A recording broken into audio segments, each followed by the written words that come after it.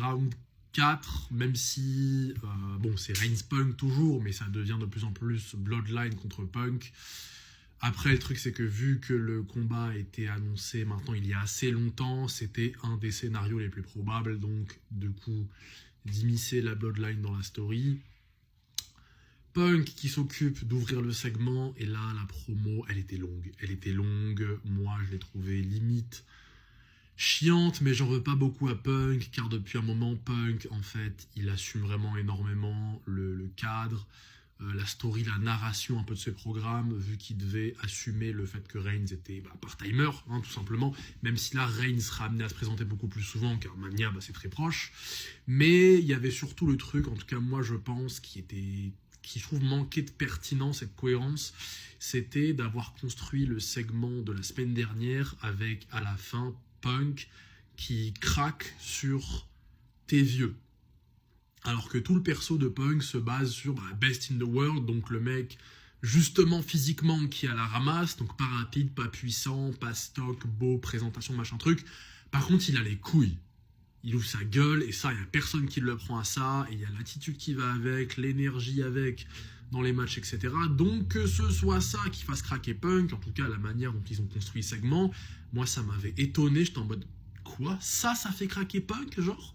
Et là, du coup, c'était la trame de cette promo-là, en tout cas de Punk, pour ouvrir ce segment-là, et j'ai trouvé ça assez long, ça manquait aussi de pertinence.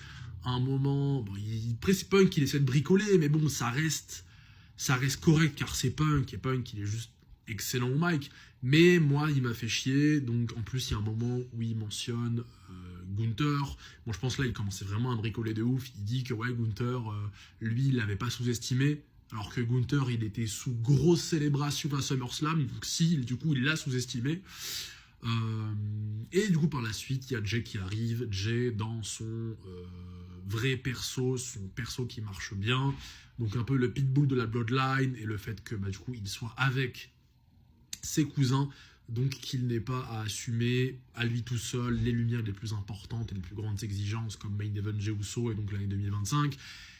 Ça, c'est Reigns qui s'occupe des grands moments comme ça, c'est sur lui qu'on se repose, ce qui a été le cas pendant 4 ans. Il y a Jimmy qui entre par la suite, donc Jimmy toujours aussi excellent, qui vient essayer de contenir un peu Jey. Et il y a Reigns qui entre en boss, en patron, et là on voit vraiment pourquoi est-ce que la Bloodline, ça avait tout perquis pendant 4 ans, car quand ils sont tous ensemble, cinéma. En vrai, c'est trop divertissant, la dynamique, les rôles, les liens, c'est trop excellent en fait. Et donc il y a du coup Jey qui craque, qui attaque Punk, machin, etc. Après c'est au tour de Reigns, parce que Jey il lui dit Joe vas-y, termine-le, il faut que tu le fasses, machin.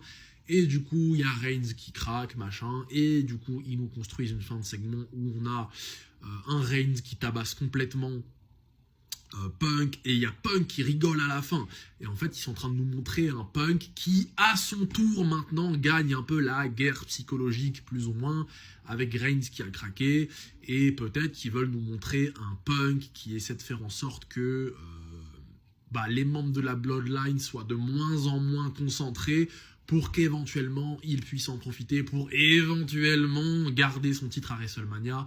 En tout cas, ça a l'air d'être ça qu'ils veulent nous montrer, avec un Punk un peu dans la manipulation, qui essaie de faire en sorte que les membres de la Bloodline s'embrouillent, hein, plus ou moins. Car ça serait la seule arme en vrai de Punk, car Punk c'est pas un mec des alliés, c'est pas un mec de ça. Punk c'est best in the world, il a besoin de personne. Donc c'est ça qu'il essaierait peut-être de faire avec... voilà quoi, toute la Bloodline, Jey qui tient un peu en place, Reigns, bon c'est toujours le perso, c'est le GOAT, mais voilà, il y a l'ego, machin chouette, t'as Jimmy un peu en médiateur et tout. Donc à voir ce que ça peut donner. Peut-être que la Bloodline, ça va aller plus loin que Jey, Jimmy, Reigns. Par la base, je sais pas. Donc à voir ce que ça peut donner, il reste quand même, je crois, 4 semaines. Donc très clairement... l'évolution de ce programme-là se reposera beaucoup sur la Bloodline, hein. Donc Jey, Jimmy, Reigns, tout simplement, Reigns, Jey, Jimmy. Donc à voir ce que ça peut donner, mais le segment, ouais, c'était un bon segment. En vrai, de toute façon, Reigns Punk là, depuis le début, en fait, les segments sont très bons, il n'y a pas de souci. Mais attendons de voir, car là, ils ont vraiment sorti d'énormes cartouches, notamment sur les duels Reigns-Punk. Donc, attendons de voir ce qu'ils peuvent nous cuisiner avec, du coup, la Bloodline qui, visiblement, est de plus en plus impliquée, quoi.